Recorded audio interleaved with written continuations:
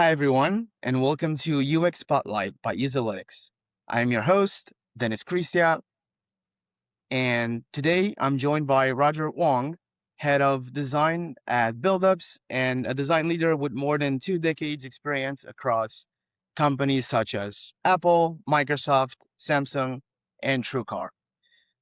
During his career, Roger has led large creative and design teams, co-founded a virtual reality startup, created work for Apple's retail experience, and worked directly with Steve Jobs. Roger, thank you so much for joining our episode.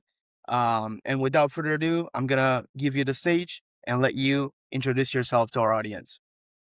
Sure. Dennis, thank you so much for having me. I'm really glad to be here. Let's see. So I've been a designer, like you said, for a very long time now. I managed to live through the first .com boom and experience that through also, the mobile revolution, and as well as the current AI revolution as well. So I've been very lucky and privileged. I feel very grateful that I have this career, and it's for me it's a lot of fun. For the topic of this episode today, um, it's going to be revolving around the main question, which is, or a main statement, if you want to call it this way, which is if AI allows teams to build faster, what prevents them from creating a fragmented or a lower quality product faster as well? And connected to that, what happens to designers and especially junior designers when much of the traditional execution work begins to disappear due to automations or AI in general? And to kick off with that, or rather, before we dive into that, if it's okay with you, perhaps we can talk a bit more about your previous experience in your career.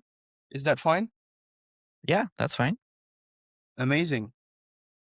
One of the questions that I have ready for you today is how was moving between um, two different environments shape the way you think about leadership today? I think there are multiple dimensions to that question, right? Like I think I did work on consumer products for a long time, and there you think about a very large audience and how um, you're dealing with numbers in the millions of people, right? So when I was at Apple and thinking about whether it was like the reservation system at the Apple Store or designing a Mac OS setup assistant, that animation, that's got to have like more mass market appeal. So you do have to kind of think about more of a lowest common denominator in terms of your audience. But then when you go into something that is more B2B or more along the lines of startups that I've worked at so far, it's much more vertical and your audience is very niche, right? And so their needs are kind of easier to tease out just based on spending time with users. And at the end of the day, though, it really is about like defining who your audience is and whether it's you use personas or any kinds of demographics or whatever, right? Like you kind of have to, as a designer, put yourself in their shoes and just kind of go from there. Oh yeah, absolutely. I couldn't agree with you more. I think the people you're targeting in the service or the product the company offers um, has a lot to do with the the environment the company works in and how we can adjust in that way. I agree with that. Um, at the same time, one of the very interesting things in your career, you have written about working directly with Steve Jobs and experiencing a culture of intense exploration and refinement. How was that like? Yeah, it was great. To put it succinctly. I mean, it's great and also harrowing at the same time, right? Like, I mean, Steve Jobs is famously mercurial, and he's either on a high or on a low, and he can treat you well or treat you poorly, depending on the day or even the hour. Personally, he never really treated me poorly at all. Like, my experiences with him were very, very good and very pleasant. But I think what working at Apple and Pixar kind of afforded me was that luxury of, yeah, having the time to explore different ideas, to come up with tons and tons and tons of variations in multiple directions. And, I like to tell the story of, and I didn't personally work on this, but I was at the Apple graphic design group at the time. And, my colleagues were working on a Power Mac G5 box, and they had up to 500 mockups. So 500 variations. And they would bring a bunch every single week to show Steve. And he would say no to many or go down this direction. And eventually they ended up with, a very pure distilled design, right? I don't know if you remember, but it's like a, big black rectangle with photography of the Mac Yeah. um depicted on each side, right? So it's very pure at the end, but we couldn't get there without doing the 499 other explorations. Um and that's what Apple was at the time. And then fast forward to today where it's all about speed, especially if you're working in startups, and you don't get that luxury at all.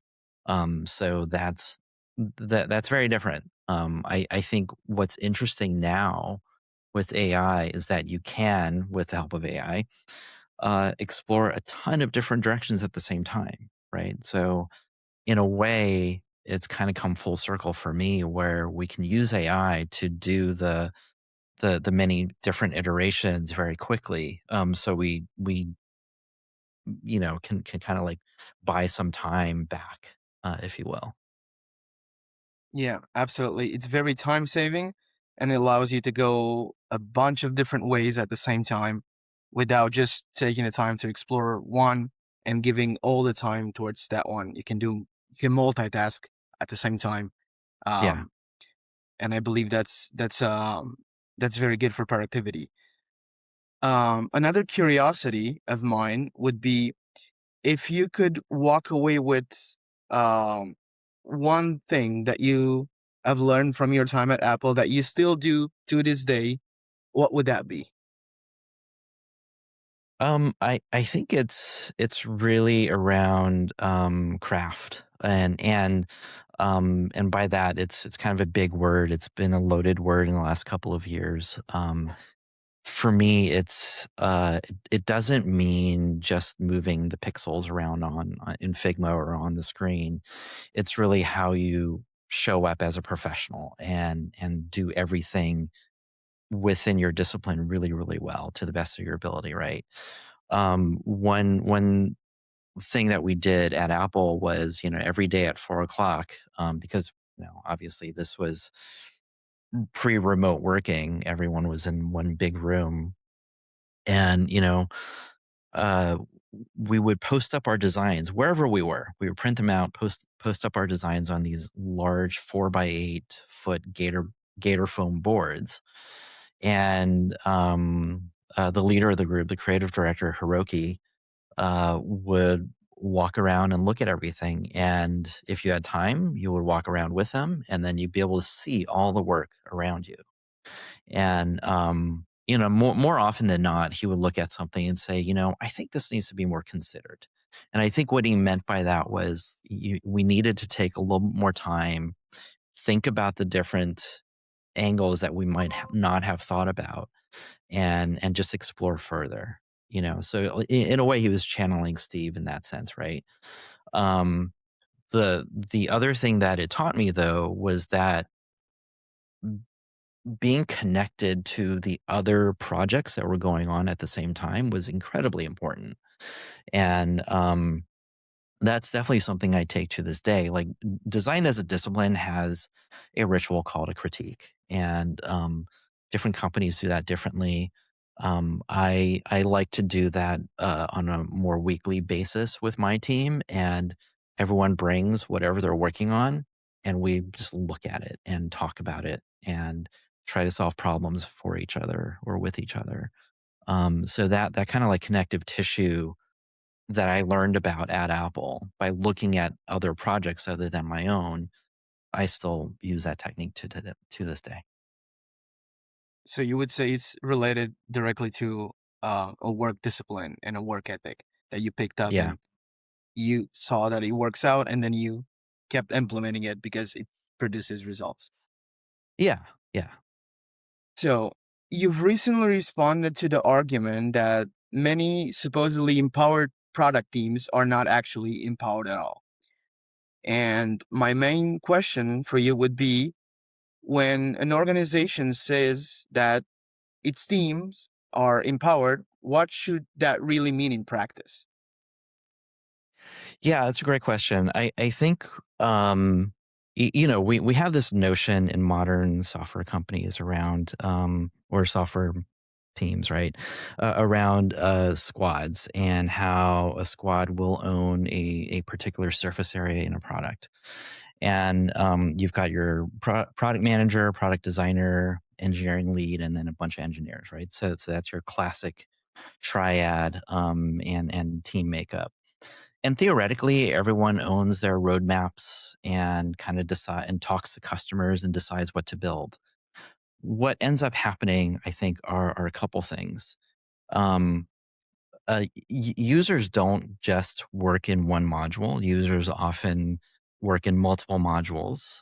So they're already crossing the org chart, if you will. I forgot who has said that. You can always look at a product and figure out the company's org chart. Um, already you will, when thinking about the entire user experience, you already have to like coordinate across different teams. And so, yeah, you as one team can say, yeah, I want to focus on this one thing right now and do, let's say, I'll give an example. Let's say we want to ship a bulk actions feature, right? And because it's important to our users and it's important for our CSAT and all that stuff. So let's go work on that. Meanwhile, you've got another module here, another group here, another team who wants to work on something similar, but then they're not talking to each other. And when that happens, that's when you get the inconsistent user experience, right? They might solve the same interaction differently. Uh, Theoretically, design systems are supposed to solve for that, and it's great if you have a dedicated design system team. Not all software teams are have that luxury, and so then what happens? Or maybe you're working on a bulk actions feature, but some other team decides like, no, it's not necessary for us right now, right? So like all that cross team coordination just takes a lot of work, and so that's why I kind of say like actual empowerment isn't true because you have to coordinate across all those different teams. And on top of that, you also have like leadership coming in or sales coming in and saying, no, you actually have to do this other feature because in order to get this deal, um, we have to defer your roadmap. So you're not actually empowered. I don't know. I think that it's very multifactorial in that way. So you would say lack of coordination and then involvement from other teams or other higher ups that have other ideas in mind or are looking for something different than Yeah. just the design part. Yes, Or that's right. and say perhaps let's play maybe um a mind game in a way that if you would be in charge of a theme of your own design today, what would you how would you arrange it in a way that you truly empower them? I think there are a couple ways. If you ask any builder, right? So anyone who's probably an engineer or a designer, we're very much, I think, around, uh, let us talk to users, let us figure out what to build, and let's go build it. And then after we build it and we know that it's good, then sell it. I think the reality in the B2B SaaS world is that you kind of have to do both at the same time, right? And so a company that only builds and then sells might not be as successful as a company that um, does both at the same time. Vice versa, if you're only selling and then building, then you anger your customers. Um, so I think there's a delicate balance that you have to strike. And so I wouldn't.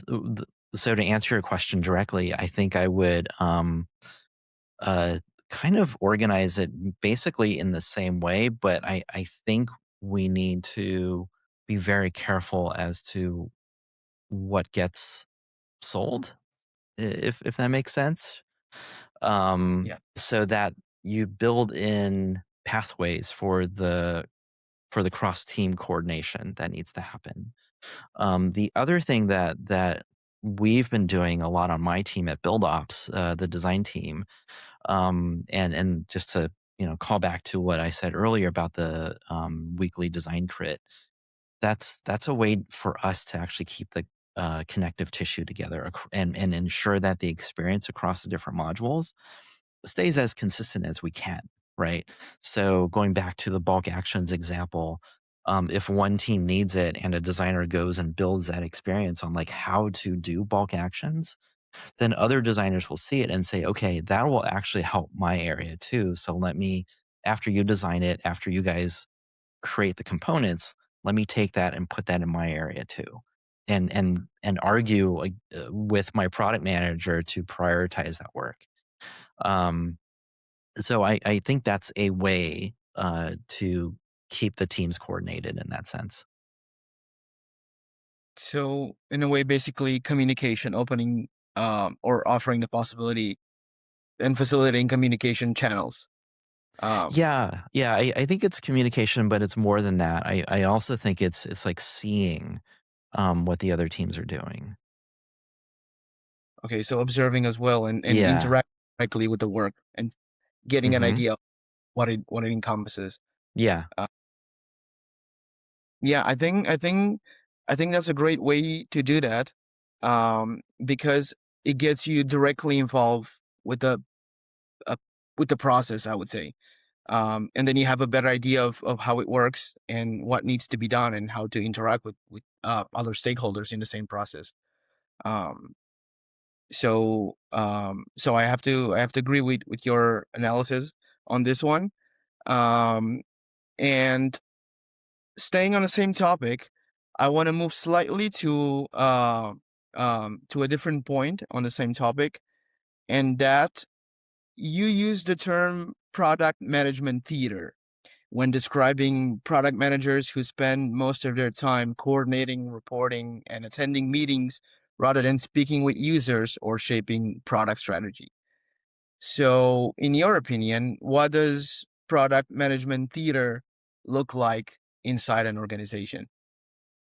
Yeah. So first of all, I don't think I coined the term. I think Marty Kagan coined the term, but Oh, yeah. I think there's a lot of I don't know. There's just a lot of project management that product managers have to do today, and that yeah that's where the meetings come in and the coordination between design, engineering, and prioritization, and also go to market and customer support. Like there's just a lot of stuff that's on a PM's plate, and I don't envy that job at all.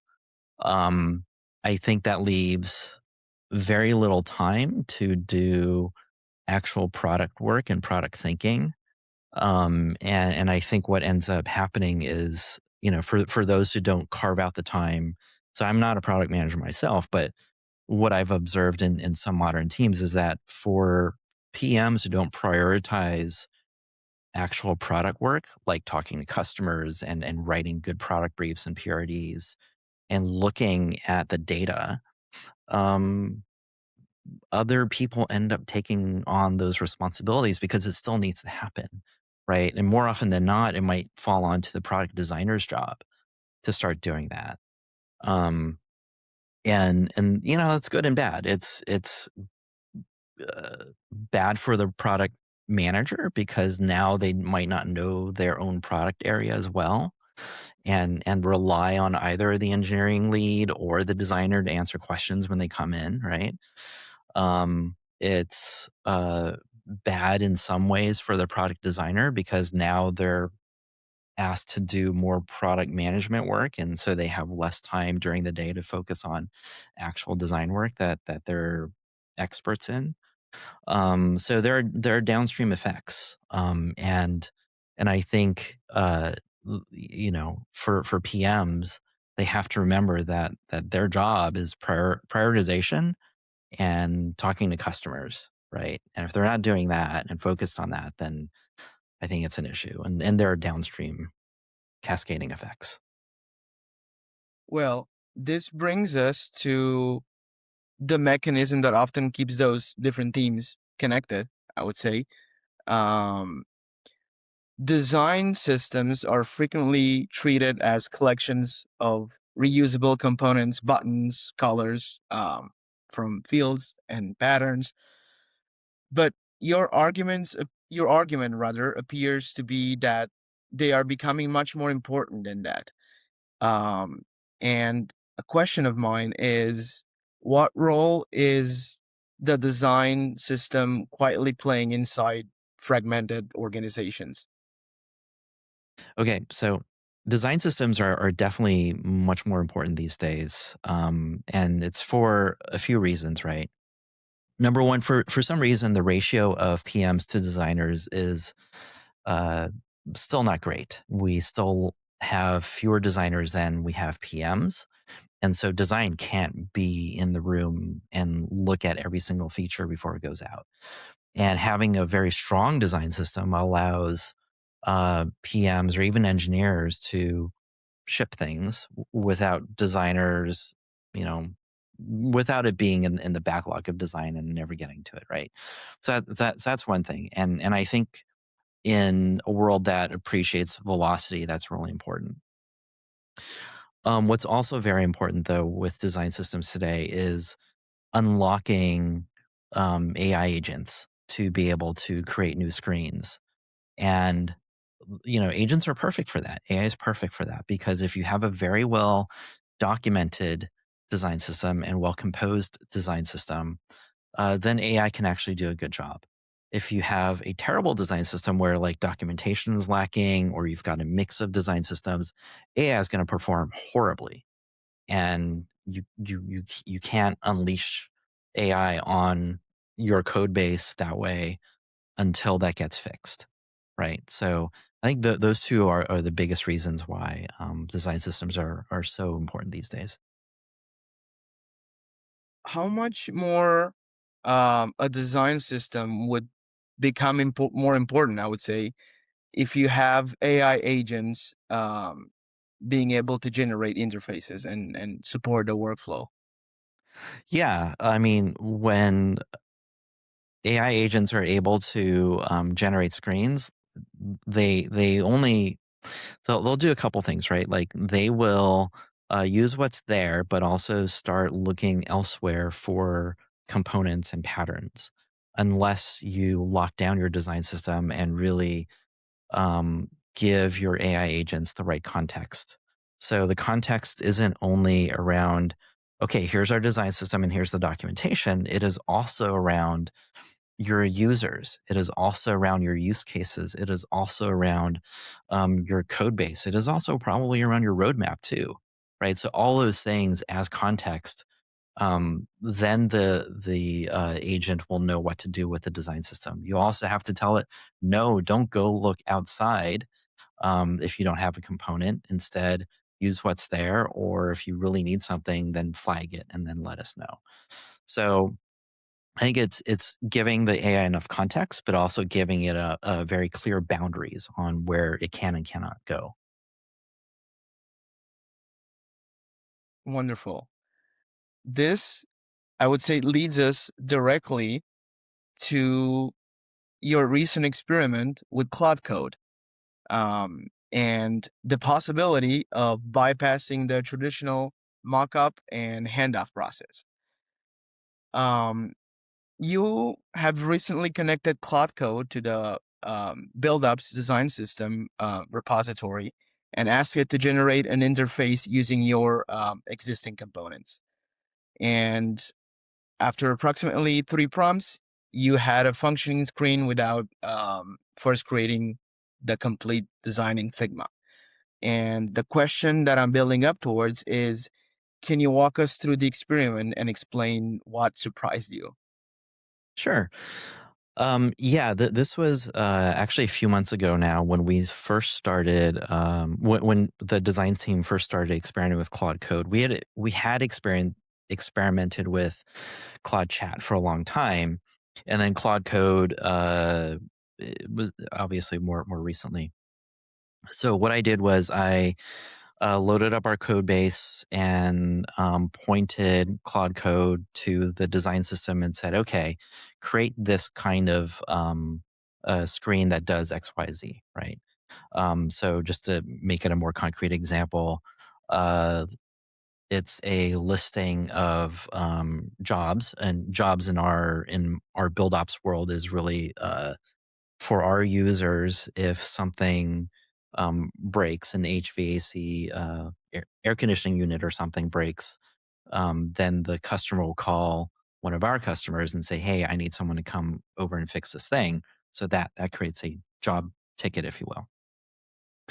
So I said to Claude Code, create this screen. It should be able to have these features in it and use this design system. And yeah, after a few minutes, it did it. It was probably 70% right the first time after a one shot. And then it took a couple more prompts to get it closer. And by the end, it was, yeah, like 95% there. Um, and it was a relatively simple screen. You can imagine it's just like a basic data grid table with some filters and a few buttons or whatever, but it looked and felt like our platform, right? Yeah. So I was pretty amazed that it can do that. And where we've gone since then is definitely integrate Claude Code, Claude Design more into our workflow. For some teams, for example, on our mobile team, we've been designing almost entirely in code using Claude Design and Claude Code, like creating new components. We're updating the design system now, and that's it's all being done by designers in Claude Code. So for the mobile app, uh, we have designers working in Claude Code and Claude Design, updating our design system and updating screens to use the new design system um, without touching Figma at all. And the only reason that we have to go back into Figma is to document for QA so that they have something to look at and something to compare, what's getting shipped to what the intent was. And so yeah, we're definitely moving into this world where designers are working with the actual material that users are going to use, right? Versus Figma, which is really just pictures of the interface, and then engineers or AI agents need to go translate it. So, in your estimation, how much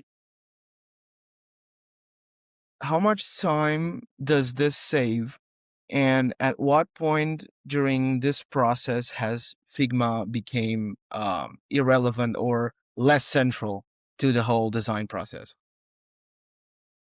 Yeah, I'll go back and like say that Figma for me and for our team is still pretty essential in two places. Definitely in the beginning where we need to explore and iterate, and even like for diagrams and flows, right? That's like Figma is still very central to that. because designers are visual thinkers, and they need like that open canvas space to kind of explore and to think, right? But once we get an idea of what the screen might be, then we can quickly go into Claude Code or Claude Design actually is kind of a better intermediate, and say, okay, now go make this thing based on my initial idea, and maybe even generate a whole bunch of different iterations based on that. And Claude Design, sorry, does this great thing of being able to put mockups on a canvas too.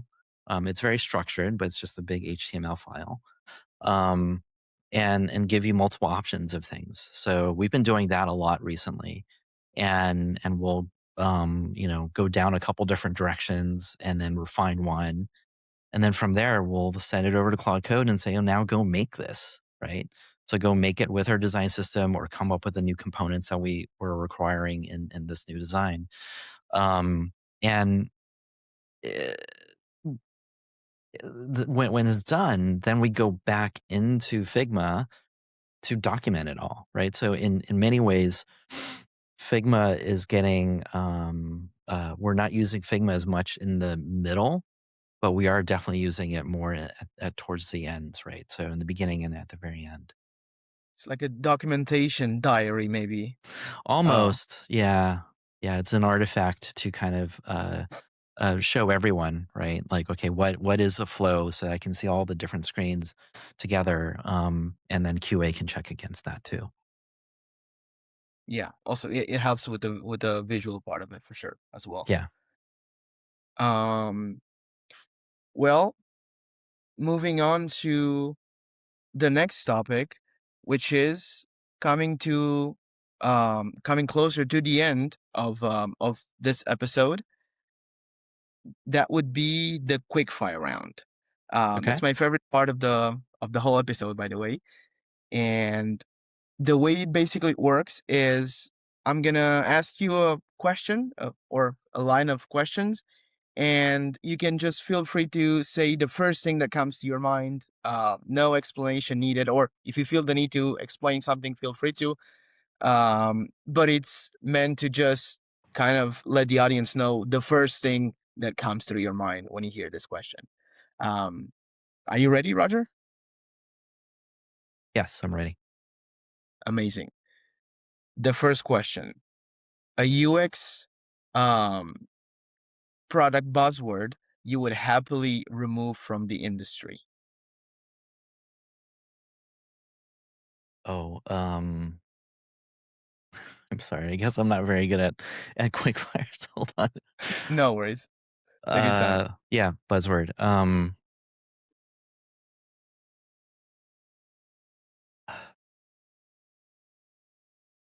See, I would say taste, but then I've used that, so I can't say that.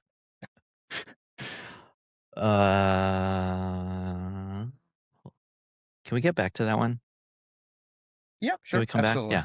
Yeah, I'm sorry. Absolutely. No, no, no worries at all. Moving to the second question, the most overused AI feature in a B2B software right now.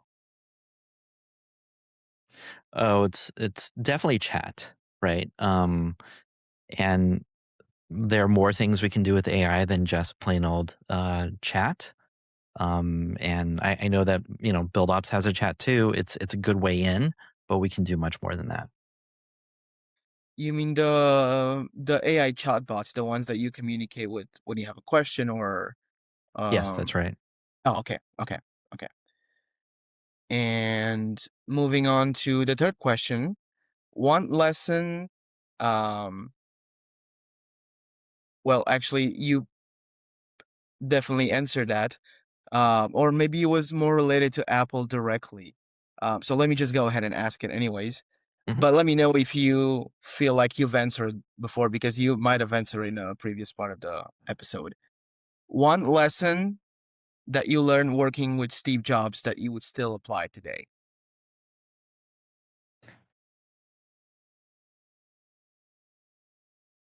Never settle. Never settle. When Yeah. you're designing something, when you're producing something. Yeah, I think what I mean by that is that always strive for being the best, for doing your best, and never settle for um, something that could be better. That's a great lesson. And maybe the people listening here could also try to implement it in their own careers. Maybe it will help you. The next question would be a UX or design principle you refuse to compromise on. Good typography. I came up as a graphic designer, and I think typography is the first thing that people experience, and almost all of user interface design is typography. Amazing. Next question, and it's the final question. One capability every junior designer should start learning right now. Definitely how to use AI coding agents like Claude Code. It's absolutely amazing. I'm not a designer myself. I use it and I'm stunned sometimes by the amount of progress I can make in one single day. Yeah, and it's not even just around coding. It's with everything or anything that has to do with your computer and text files, right? So it is, yeah, more than coding. Yeah, absolutely. Um, well, to Do you finish want to go this, back? Do you want to go oh, back to the first quickfire indeed, yeah. question? Oh, I forgot about that one. Thank you so much for What was it again? a UX or product buzzword you would happily remove from the industry.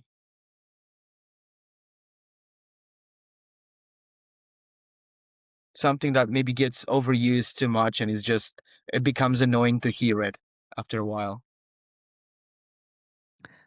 Yeah, I think I would remove token maxing. It is definitely something that a lot of companies measure your output on, like how many tokens you use, but it is more than that, right? Like it's you're kind of measuring the wrong thing when you're measuring tokens. You're measuring output. You're not measuring outcomes, which is really what you want to drive as a product builder. That's very interesting. I don't think when we're creating these questions, we're mainly sometimes repeating them across different guests, and Hmm. no one has answered this. No one has put it this way. That's interesting. That's interesting. Um, well, to finish off with today's episode, what is one concrete action or product leader, um, or perhaps that a product leader can take this month to prepare their team for the changes we have discussed? What would you recommend they would do, Roger? I would recommend that product managers think about implementing something that designers do. And I talked about this earlier in the episode, which is um, critiques, right? So I don't think that product managers have this ritual of sharing what they're working on, how they're thinking through problems. And, when you do that, even as product managers, you are going to help build a more cohesive experience in your product. Designers do this. If you have designers on your team, go ask them how to do a good critique, and they'll show you how. But I do truly believe that when you build a culture of sharing and oversharing, and also wanting to make everyone else's work better by giving them good constructive feedback, like that's when the whole product is going to get lifted up. Amazing. Roger, thank you so much for joining Userlytics today. Before I let you go, where can people find you and how can people get in contact with you? Thank you so much, Dennis. Yeah, people can find me at my blog, rogerwong.me. And yeah, that's my outlet. Amazing. So, rogerwong.me. Yes. Thank you so much, Roger. This has been a wonderful episode, and I hope the listeners out there will find it just as enjoying as I did interviewing you. It was a pleasure. Thank you so much for joining again. And for you listening out there, have a wonderful time, and I'll see you next time. Bye bye. Thanks, Dennis.